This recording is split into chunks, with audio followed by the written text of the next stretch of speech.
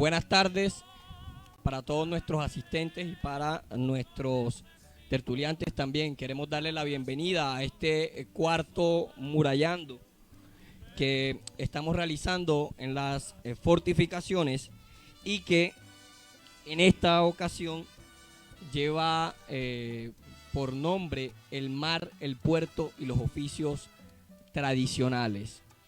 Esta actividad que promueve la Escuela Taller, el proyecto Fortificaciones desde la dirección de puesta en valor y por supuesto con la audiencia y el apoyo del Ministerio de Cultura, y que tiene como objetivo colocar en estos espacios a los cartageneros a conversar como un ejercicio de apropiación en estos lugares que hacen parte justamente de su patrimonio cultural.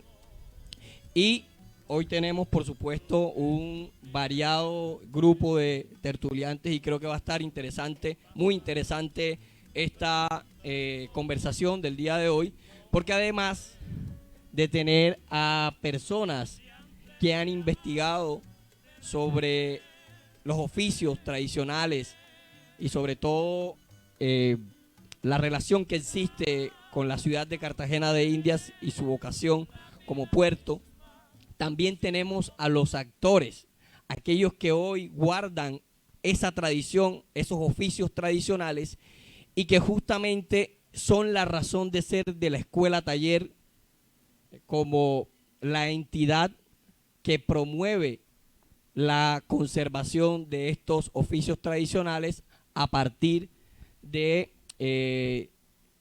sus programas de formación que tenemos en la Escuela Taller, y que por supuesto también aprovecho el espacio para invitarlos a que nos sigan en nuestras redes sociales, Fortificaciones CTG y Escuela Taller Cartagena de Indias. Así aparecemos en Facebook y en Instagram. Y para dar paso entonces ya a esta conversación, iniciemos entonces con presentar a nuestros panelistas del día de hoy. Por un lado tenemos entonces al profesor Sergio Paolo Solano, quien es profesor titular del programa de Historia de la Facultad de Ciencias Humanas de la Universidad de Cartagena desde 1992. El profesor además es doctor en Humanidades en la línea de Historia de la Universidad Autónoma Metropolitana de Ciudad de México. Tiene investigaciones sobre historia social entre los siglos XVIII y siglo XIX y tiene libros publicados como Pensar la historia del trabajo y los trabajadores en América en el siglo XVIII y siglo XIX, escrito además con la investigadora Sonia Pérez. Tiene otro libro además publicado como Cartagena de Indias, Sociedad, Trabajadores e Independencia en el Tránsito entre los siglos XVIII y XIX, una entrevista que se hace al investigador e historiador Sergio Paolo Solano por parte del Instituto de Patrimonio y Cultura de Cartagena. Y su más reciente publicación, una investigación que tengo entendido, profe, que la realizó hace 25 años, pero que se publica ahora, El mundo de Cosme, historia social de los trabajadores urbanos en el Caribe colombiano entre 1850 y 1930. Pero quiero decirles además que no solamente estos libros son los que tiene publicado el profesor Sergio. Yo creo que los que lo siguen aquí sabrán que tiene una veintena de publicaciones entre artículos y demás, con una producción académica bastante prolija, sobre todo en lo que tiene que ver con el mundo del trabajo y el artesanado en el Caribe colombiano. Por otro lado tenemos a Alexandro Basile, quien es director y productor de cine y televisión con más de 20 años de experiencia en el medio, cofundador de la Fundación Canoa, activa de 2017 y a 2020, en alianza con la Escuela Taller y Ministerio de Cultura, lograron promover la conservación del oficio tradicional de la carpintería de Rivera en Cartagena. Y tenemos también a su esposa, Eunice, quien es psicóloga de la Universidad Javeriana y que también es cofundadora de la Fundación Canoa y que también ha estado al frente de la conservación de este oficio tradicional, además de su promoción, ¿no?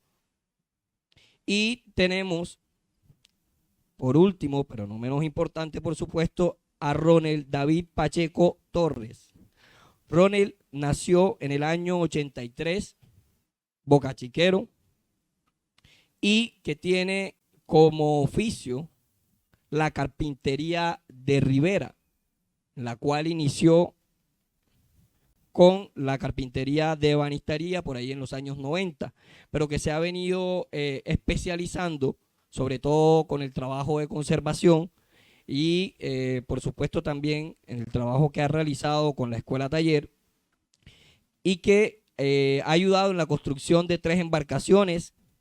En 2010 construyó su taller de carpintería y en 2015 con la Fundación Vigías de Cares participó en los trabajos de restauración en los fuertes de Boca Chica.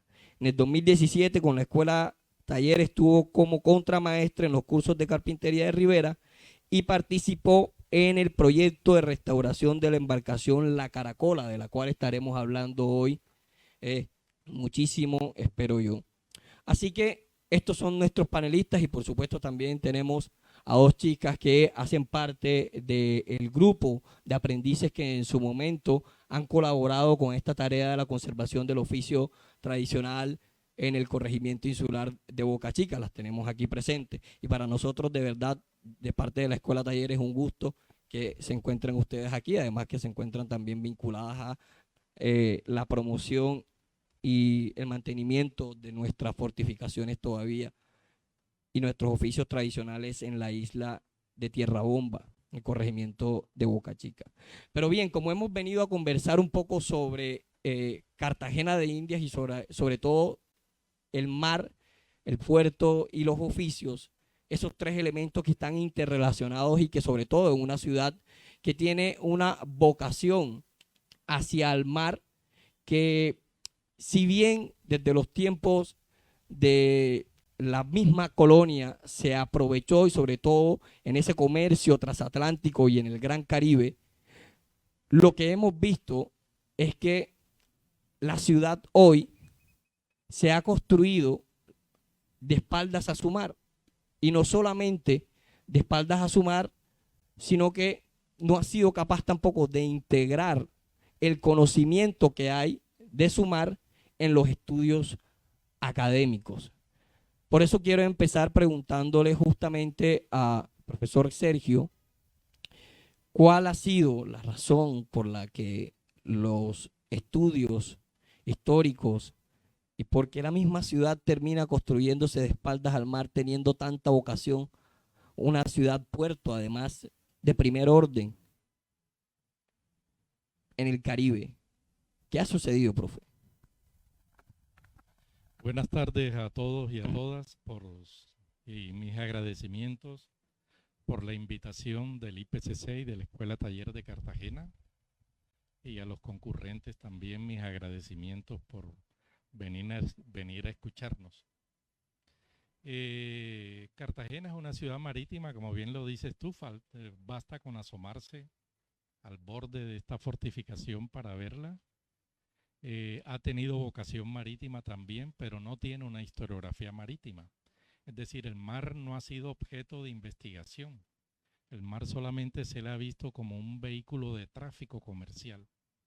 Pero a diferencia, por ejemplo, de lo que hoy en día se hace en Veracruz, Campeche, en México, La Habana, San Juan de Puerto Rico, donde hay una gran cantidad de investigaciones sobre el tema del mar en sí, y de las personas y de las culturas que se desarrollan alrededor, en torno y por el mar, Cartagena no hemos tenido eso.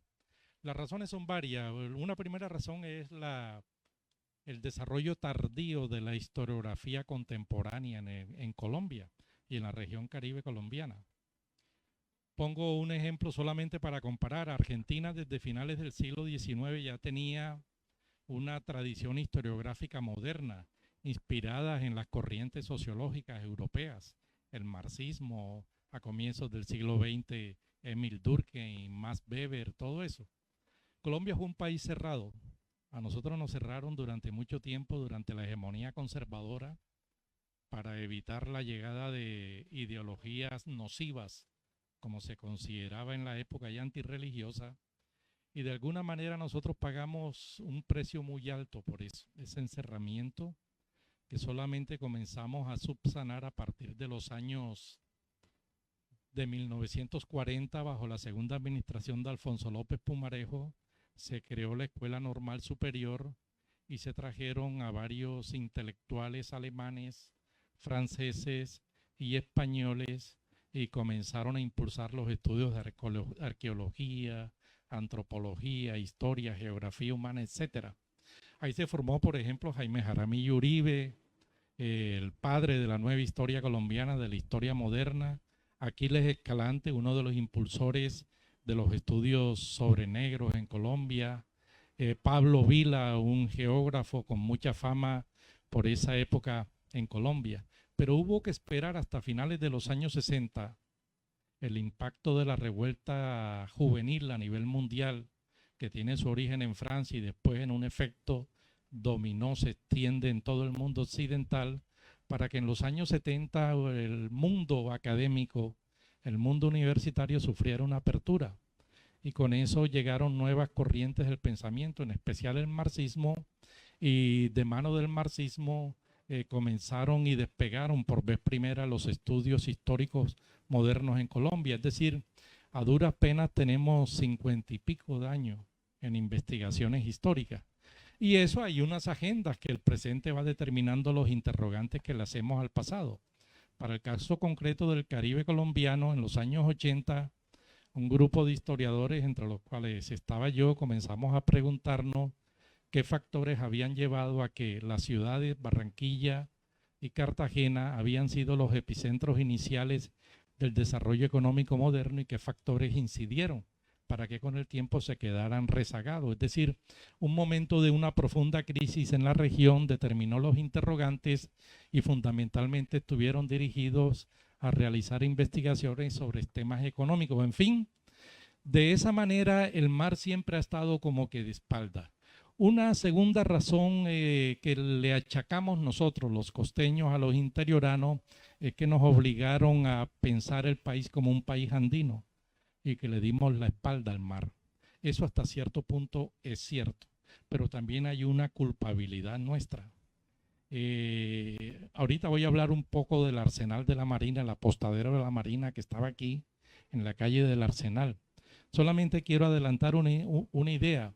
A partir de los años finales de los años de 1820, durante la primera mitad del siglo XIX, la élite dirigente de Cartagena pidió constantemente al Congreso de la República y a las autoridades centrales que cerrara el apostadero de la Marina, porque se consideraba que era muy costoso el mantenimiento del apostadero, porque se consideraba de que ya no era necesario tener una flota de embarcaciones mercantes nacionales, porque el país había establecido convenios con países, con otros países, y el tráfico lo podríamos realizar con eso. Es decir, con esto lo que quiero decir es que no solamente los interioranos es que nos hayan puesto una agenda de un país volteado de espalda al mar, sino que de alguna manera nosotros también tuvimos responsabilidad en eso. Entonces yo creo que esos factores incidieron para que, y dejan aún hoy en día su huella,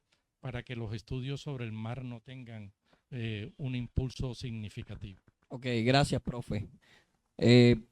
Bueno, justamente en ese impulso y esa promoción que tienen los estudios académicos sobre el mar, yo creo que es importante que en estos momentos nosotros resaltemos a aquellas personas que sí están interesadas justamente en la vocación marítima que tiene la ciudad y sobre todo en sus oficios. Y por eso quiero preguntar, ¿cómo termina un productor de televisión y de cine y cómo termina una psicóloga tan interesados por un oficio tradicional como la carpintería de Rivera y además involucrados en un proyecto de restauración de una embarcación de madera como es la Caracola?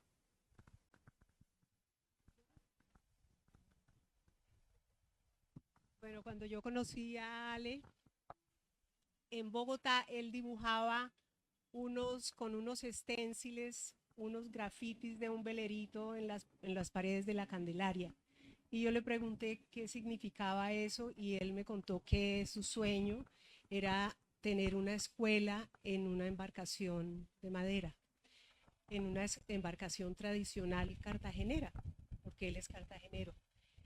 Y bueno, a mí me pareció muy llamativa esa, esa vida y me vine con los años, a los 20 y pico de años, terminamos viviendo aquí en Cartagena con el propósito de cumplir ese sueño.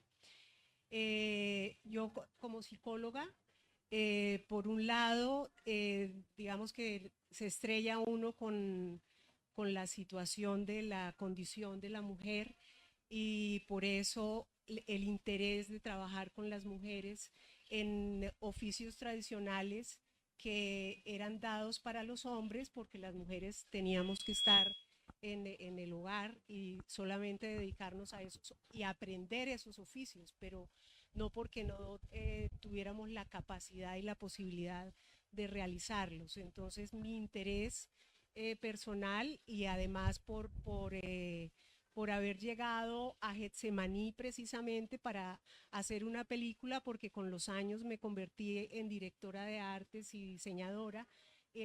Realizamos una película en el 2001 en Getsemaní y pues conocí la cantidad de oficios que todavía se realizaban y se realizan en el barrio. Y me interesé muchísimo. De hecho vivimos en el barrio de Getsemaní y con el enorme capacidad de conservación de la cultura y de los oficios que allí tradicionalmente se realizan. Entonces por eso terminamos aquí. Bueno, yo les cuento un poquito cómo cuajó ese momento mágico en donde logramos de la mano sobre todo de la comunidad en Boca Chica y de la Escuela Taller y el Ministerio de Cultura y nosotros desde la Fundación a cuajar un proyecto que durante un par de años fue muy dinámico y muy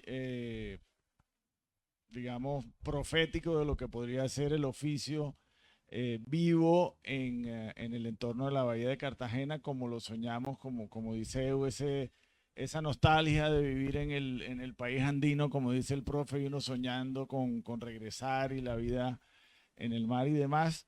Llegamos y la realidad se presenta con el espaldarazo de Alberto Escobar, que en su momento era el director de Patrimonio. Le decimos un poco esta idea así descabellada de decir, oye, queremos que la carpintería de Rivera haga parte de la lista representativa de Colombia, y él dice, eso se va a tardar muchos años, pero vengan a Boca Chica y yo les echo un cuento. Y terminamos en Boca Chica, y en Boca Chica es que, bueno, Ronald y su familia nos abren las puertas, Yorcelis y Andreina termina en un proceso en donde EU fue fundamental en la preselección de los chicos, y el gran titular de ese primer esfuerzo es que, por ahí está David, que también fue gran aliado, el gran titular de ese proceso de preselección es que no sé, creo que el 80% del grupo eran mujeres, lo cual pues para todos fue un campanazo, porque bueno, la carpintería de Rivera son herramientas pesadas, son piezas de madera pesadas, son barcos grandes, son herramientas afiladas, todo lo que una mamá le diría a una mujer que allá ni te acerques, y resulta que aquí tuvimos las más talentosas, las más trabajadoras, las más creativas, solucionadoras de problemas. Y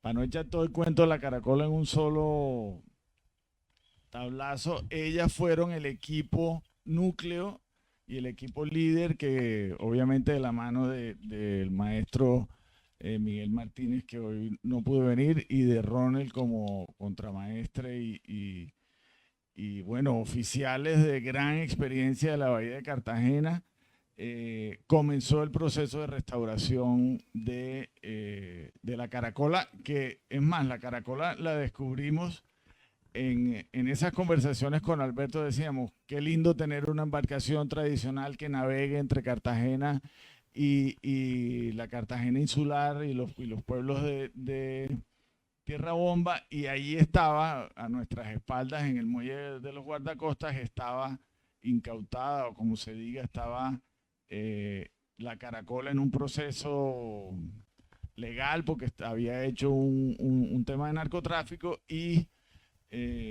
pues logramos que la caracola pase al Ministerio de Cultura y que sea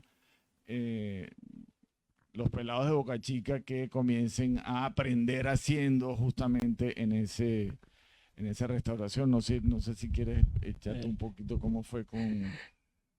Sí, bueno, justamente se nos estaban adelantando un poquito, porque esa partecita se la vamos a dejar a Ronald para que nos las cuente. Justamente la siguiente pregunta es para él. Ronald, ya les ha adelantado un poco que se encontró en Boca Chica con una cantidad de jóvenes, niños, niñas, además, con una gran capacidad y un gran interés sobre este oficio tradicional. Yo quiero preguntarte a ti, que justamente viviste toda tu infancia en Boca Chica, alrededor de las fortificaciones, en el mar, en la bahía de Cartagena, y cómo llega la carpintería de Rivera a tu vida, quién te enseña. ¿Cómo logras adquirir estos conocimientos que seguramente andaban circulando por ahí en el corregimiento?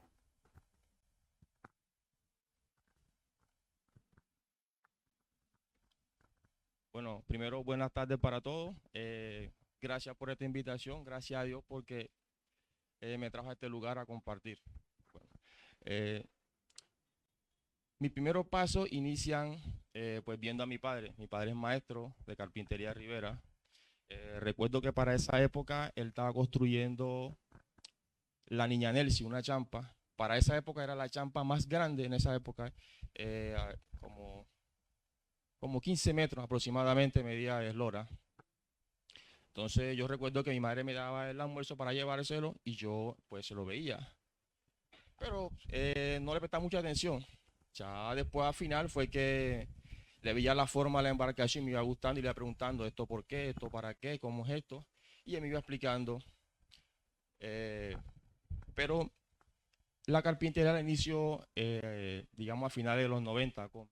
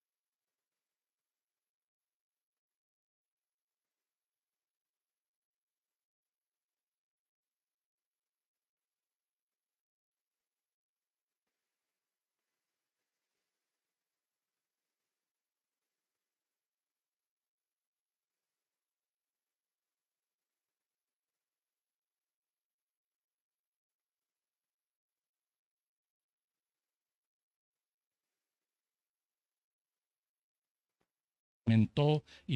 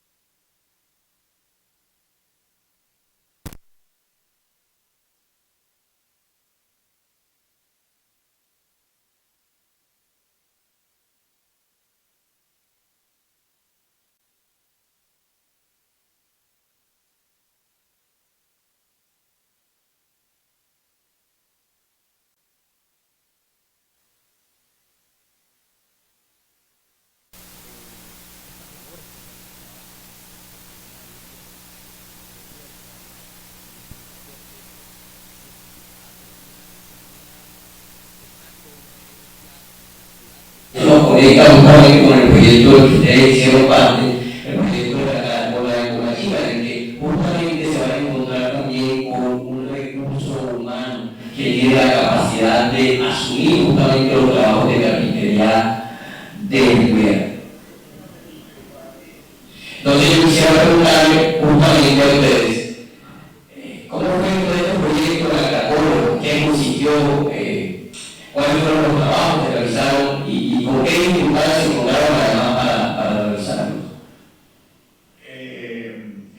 Dificultades, yo perdón, quiero darle la palabra a Andreina Valloseri en el B, porque sí, porque con ellas hicimos, bueno, hizo él, voy a juntar dos cosas y es que, gracias. Siéntate.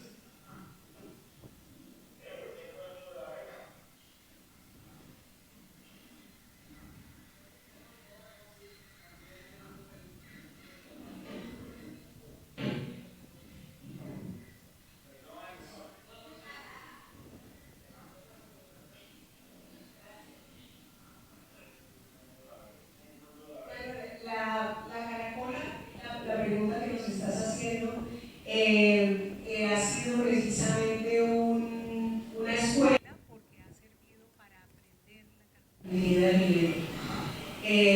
Es una embarcación muy grande donde podría tener aulas, pero ella ha sido una escuela porque ellos han aprendido haciendo, reparando la caracola. Luego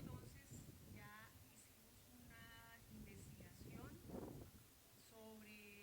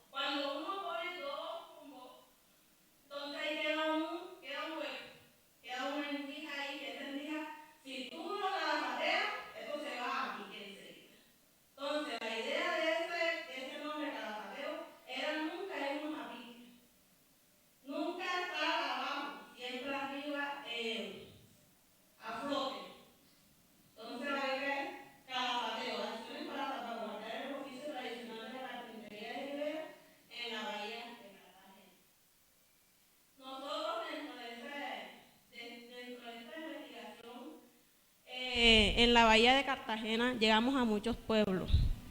Investigamos quiénes eran los maestros, por decirlo así, los más antiguos, los que tenían más ideas sobre la carpintería de Rivera, los que construían las embarcaciones más grandes en madera. Nosotros llegamos a Tierra Bomba, llegamos a Punta Arena, Caño del Oro, Boca Chica, Pasacaballo, Ararca, Cartagenita, Mercado, donde encontrábamos una embarcación de madera, ahí nosotros nos achantábamos. Incluso cuando llegábamos a algún pueblo, nosotros decíamos, nosotros somos carpinteros de Rivera. Como la mayoría así, nosotros les echábamos el cuento de que eran más mujeres que hombres, decían, ustedes, si hay eso es cosas de hombre.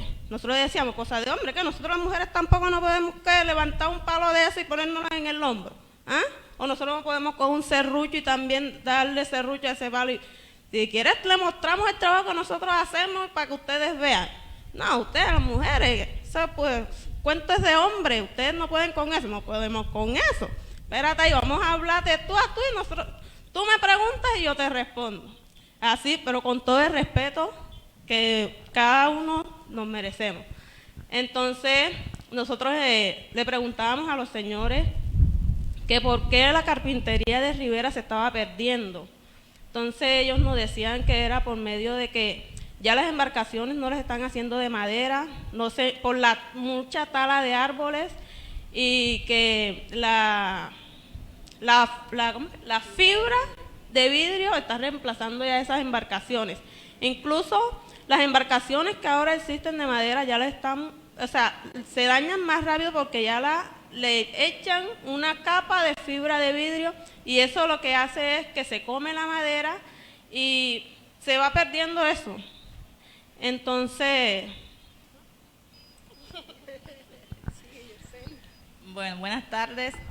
Nosotros con la beca, parte de lo que dijo la compañera, tratamos de investigar y analizar en qué punto estaba la carpintería de Rivera en esos momentos. Lastimosamente nos dimos cuenta que estaba perdiéndose. Primero porque se está reemplazando por las embarcaciones por fibra de vidrio.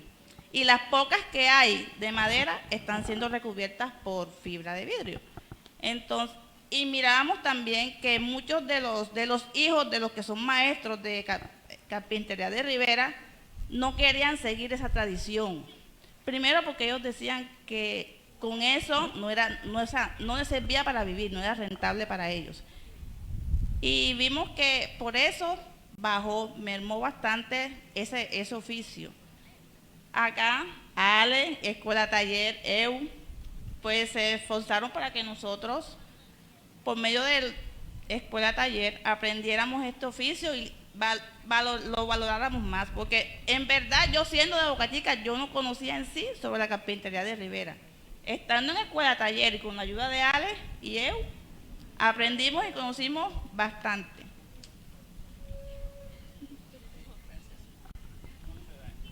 Bueno, muchísimas gracias, chicas, porque de verdad toda esta experiencia que ustedes han tenido en esta beca, justamente lo que nos terminabas de contar era que te permitió tener más cercanía o conocer, porque ni siquiera conocías la carpintería de Rivera, y mira cómo un proyecto termina llevándonos a que se afiance un conocimiento tradicional que es ancestral, además en el corregimiento de Boca Chica. Y justamente por eso ahora paso a nuestro maestro de carpintería, Ronald. ¿Cuál fue tu papel, Ronald, dentro de este proyecto de la Caracola? Tengo entendido de que fuiste contramaestre en su momento, y preguntarte por qué técnicas que hayas aprendido justamente en esa transmisión de conocimientos que has tenido familiar utilizaste para el proyecto de la Caracola.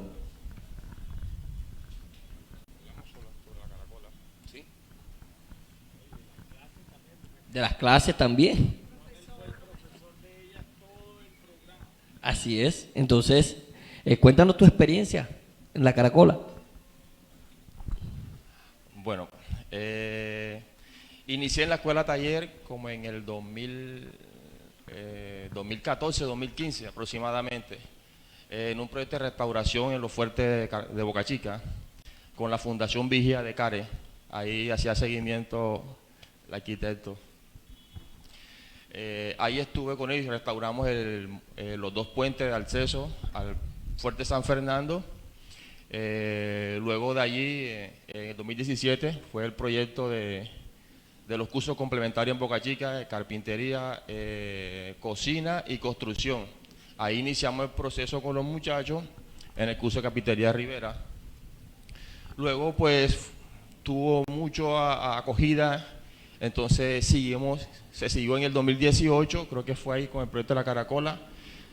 Bueno, con ellos estuve como maestro, fui su maestro en el 2017, y el 2018 en el proyecto de la Caracola estuve de contramaestre en la restauración y conservación de la Caracola.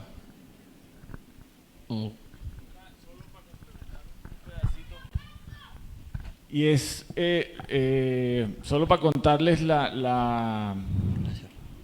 digamos, el milagro que sucede en el proceso de restauración de la Caracola, es que logramos juntar, por la buena voluntad de todos los involucrados, maestros digamos, de 60 años hacia arriba, el maestro Miguel Martínez, su grupo de oficiales en donde había calafates de Caño del Oro, como ahora se me escapan todos, no, bueno, y que en paz descanse Orlando, pero logramos activar alrededor de la Caracola casi todas las edades de los 18 en adelante, pero estaban los maestros, la generación de Ronald, y ellos representando un poco el empuje de la nueva generación, liderado además por mujeres que, como dice Andreina, en el proceso de la investigación tuvo esa reacción de una cultura o de un oficio netamente masculino.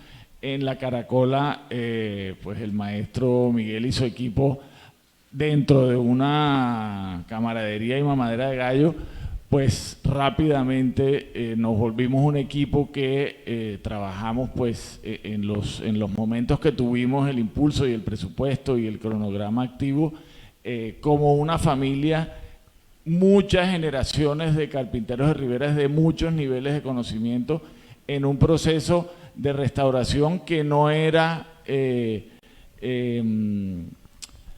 digamos, pedagógico, en el sentido que lo que estábamos haciendo era la restauración de una embarcación como que iba a navegar. No era que vamos a poner este rumbo aquí por si no, era con el rigor de que esa embarcación tiene, ojalá que navegar pronto, pero en ese momento era una restauración a carta cabal. Entonces, pues ella, sobre todo esa generación que era su primera enfrentamiento a un entorno laboral profesional con grandes conocimientos que logramos, pues algunos documentar, pero nos quedó mucho y queda mucho por recoger, porque hay técnicas que sabe Ronald que no están documentadas, que son, bueno, hay muchas cosas que siguen en la cabeza de los maestros que no están documentadas y que es una tarea que nos queda pues a los interesados en que ese conocimiento no se diluya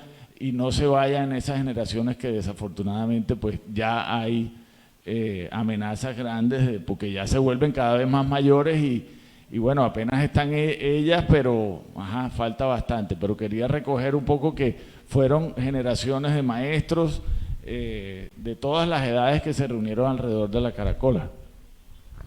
Ok, interesante eso que planteas al final, porque justamente esas dinámicas sociales de interacción entre diferentes generaciones, la transmisión del conocimiento, ¿no?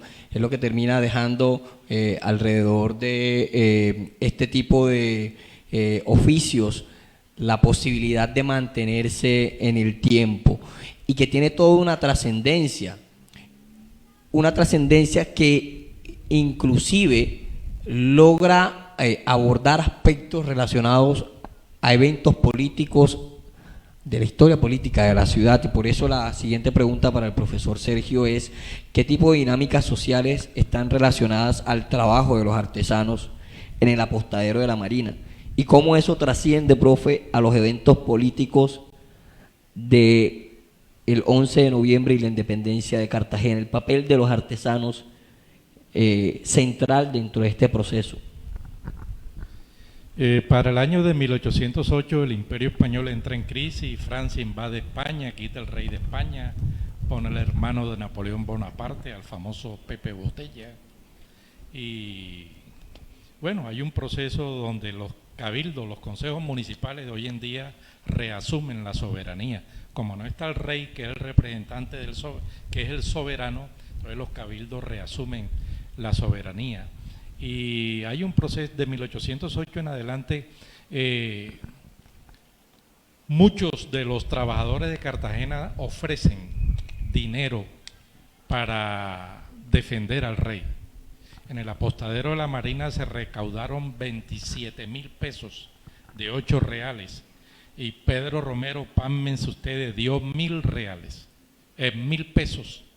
Dio más que muchos de los comandantes, capitanes e ingenieros que estaban en el apostadero de la Marina. Y casi todos los trabajadores aportaron, en mayor o menor medida, porque se identificaban, no estaban pensando en ese momento en cómo me quito estos españoles encima, nada de eso. Esto será un proceso de radicalización entre 1808 y 1811 que llegan a esa idea de quitarse a España de encima. Hay una crisis económica a partir de 1808, la crisis del imperio coincide con una crisis de alimentos en la ciudad. Allí de 1805 a 1810 fueron periodos de intensa lluvia en la provincia de Cartagena. Y la despensa de Cartagena era el Bajo Sinú, y el río Sinú se desbordaba, el río San Jorge se desbordaba, el río Magdalena en su bajo curso se desbordaba, y la alimentación, que era a base de maíz, carne de res, arroz que se traía de los lados del Canal del Dique, del área de Palenque y de San Onofre, María la Baja, todo eso, es decir, hay desabastecimiento de la ciudad. Y también hay especulación y los precios se disparan. Con medio real se compraban 3 libras de carnes a finales del siglo XVIII. Para 1808, con un real apenas se compra 1 libra de carne. Ahí pueden ustedes ver la proporción de cómo se está disparando el costo de vida. Y el cabildo de la ciudad, que manejaba las cajas reales, la tesorería de la ciudad, y las cajas reales eran quienes tenían que proveer de dinero al apostadero de la Marina, comienzan a colocarle talanqueras para ceder el dinero, el presupuesto para los trabajos del apostadero de la Marina. En total comienza un periodo de desempleo a partir de 1808 en adelante, acompañado por el alto costo de la vida, encarecimiento, escasez de productos, etcétera. Yo creo que ese es un factor que también está en la base de ese proceso de radicalización del común de la gente.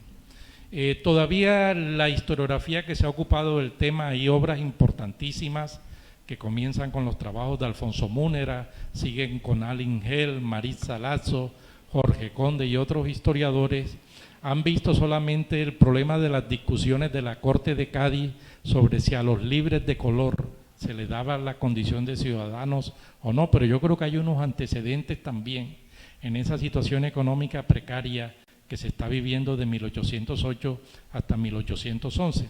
Y eso determina la radicalidad. Buena parte de la dirección popular del movimiento de independencia de Cartagena sale del arsenal de la Marina.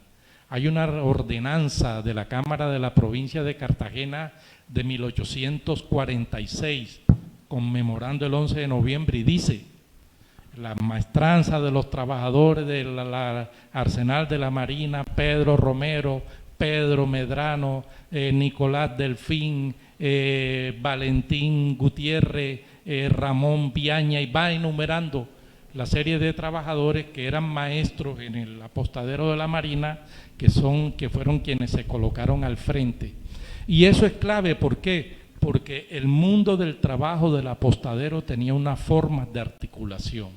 A diferencia del mundo del trabajo del pequeño taller artesanal, un sastre tenía 2 oficiales, un aprendiz, un zapatero también. Ahí habían gruesas concentraciones de trabajadores. Y eso determinaba, por ejemplo, que en las festividades religiosas los trabajadores del apostadero de la Marina sacaran sus carrozas, hicieran desfiles por la ciudad. El día 8 de diciembre, en la fiesta de la Inmaculada de la Concepción, en la fiesta de la Virgen del Carmen, que en esa época era Nuestra Señora del Tránsito, también sacaban festividades, es decir, habían formas de cohesión, y yo creo que eso hay que verlo para poder interpretar unos antecedentes antes de esos debates de las Cortes de Cádiz que determinan la radicalización de esta gente que se coloca al frente de los sectores populares para la declaración de la independencia absoluta. Bueno, y como la idea de este Murallando también es conversar con nuestro público, vamos a abrir un espacio para preguntas y comentarios. Así que quienes quieran hacer alguna pregunta al público, ya sea del proyecto, a las chicas, a Ronald o al profe Sergio, pues puede levantar la mano y nuestros chicos nos pueden ayudar pasando nuestro micrófono para que hagan sus preguntas y comentarios a partir de ahora.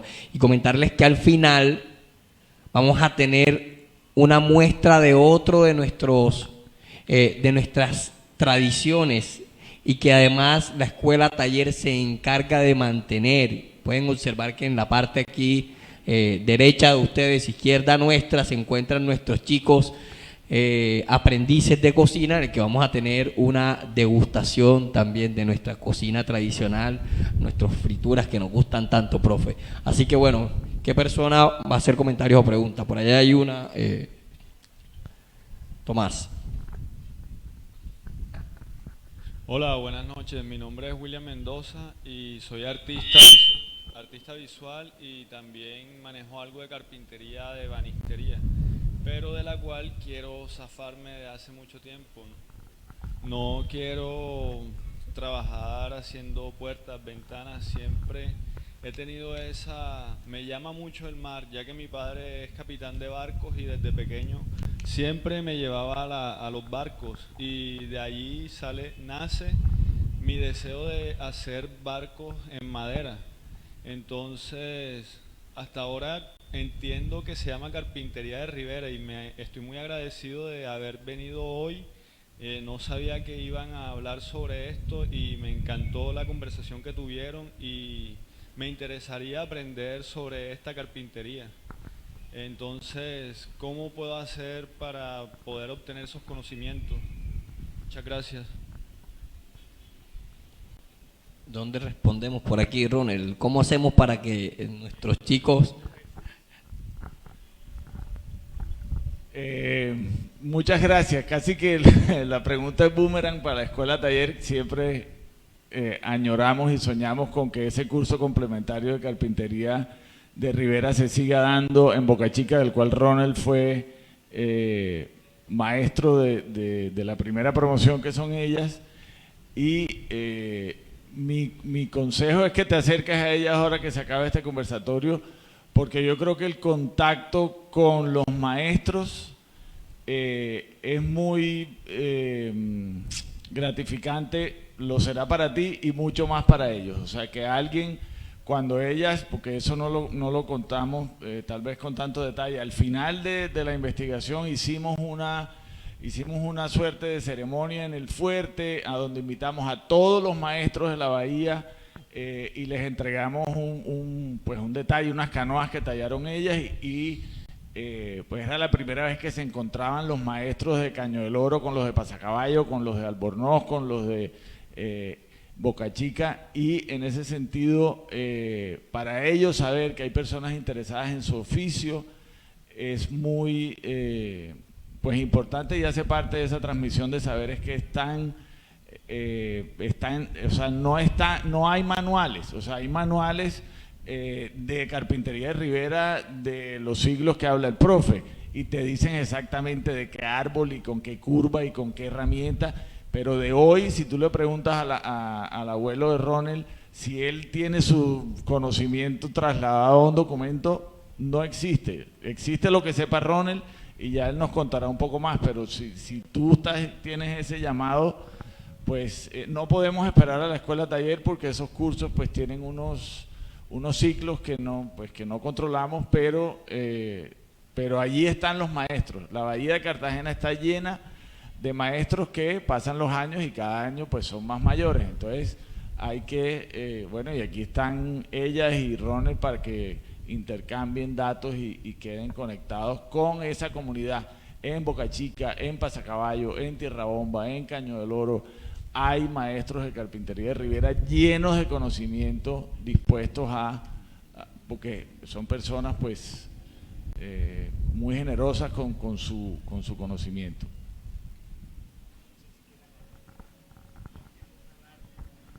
Ronald, ¿quieres añadir algo para el chico? Una pregunta tenemos por acá adelante. Yo creo que había otra persona por allá atrás, no. Primero, no.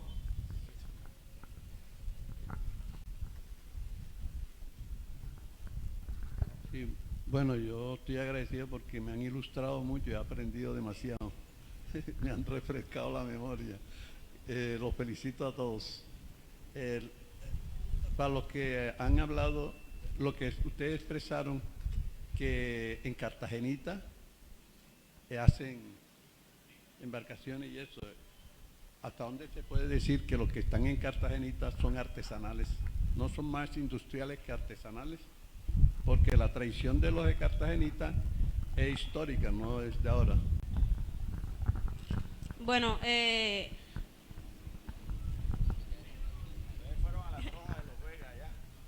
nosotros específicamente fuimos a un astillero. Ese astillero, a nosotros nos mandaron para allá. Fuimos guiados por un carpintero de Rivera, porque prácticamente nosotros cuando llegamos a donde los carpinteros de Riveras mayores, nosotros le preguntábamos a qué otro carpintero ellos conocían, y ellos nos mandaban para esa parte y nosotros llegábamos allá. Cuando nosotros llegamos al astillero ese, nosotros encontramos varias embarcaciones que estaban reconstruyendo. Incluso encontramos al maestro Miguel y al maestro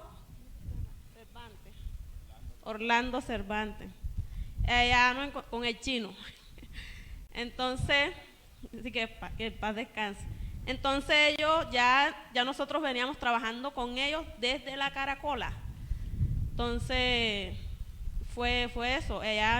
Nosotros llegamos allá porque íbamos a tomar datos de las embarcaciones y de los carpinteros de Rivera.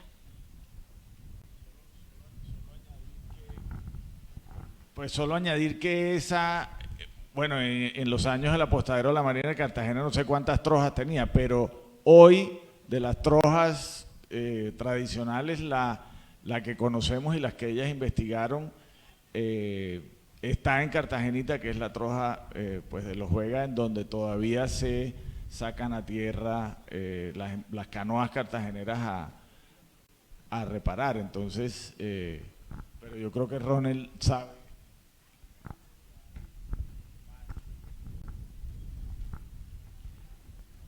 Bueno, astillero así, actual está Ferro Alquimar, Ferrocén, ya solo esos dos que conozco, no hay otro.